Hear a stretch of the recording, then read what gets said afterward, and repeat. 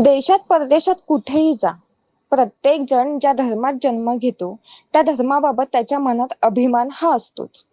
पण धर्म म्हणजे नेमकं काय, हा प्रश्न अनेकांना पडतो. यावरच गौतम बुद्धाने खूप सुंदर उत्तर दिलंय. एकदा झालं असं की गौतम बुद्ध एका गावातल्या बागेत फिरत होते. बुद्ध थोड्याच वेळात धर्मप्रसारासाठी निघणार होते. त्यावेळी त्यांच्या एका शिष्याला कोपऱ्यात बसलेला एक केविलवाणा भिकारी दिसला.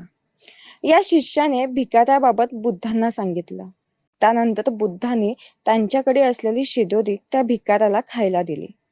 तो भिकारी पोटभर जेवला आणि त्याने बुद्धांचे आभार मानले. त्यानंतर तो बागेतल्या एका कोपऱ्यात झोपी गेला. बुद्धांच्या शिष्याने बुद्धांना विचारलं की तुम्ही त्याला धर्माबाबत काहीच उपदेश केले नाहीत, फक्त शिदोरी दिलीत, असं का? त्यावर बुद्ध म्हणाले, भुकेल्या जीवाला जेवण देणं हाच खरा धर्म. एका भुकेल्या माणसाचा पहिला धर्म हा भोजन करणं असतो. हेच जाणून घेत मी पहिले त्या भिकाऱ्याला शिदोरी दिली.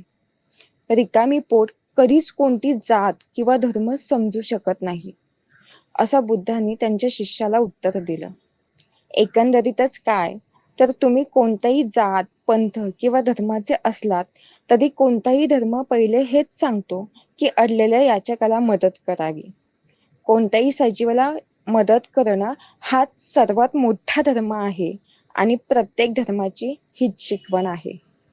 अशाच नवनवीन माहितीसाठी नवराष्ट्राला फॉलो करा.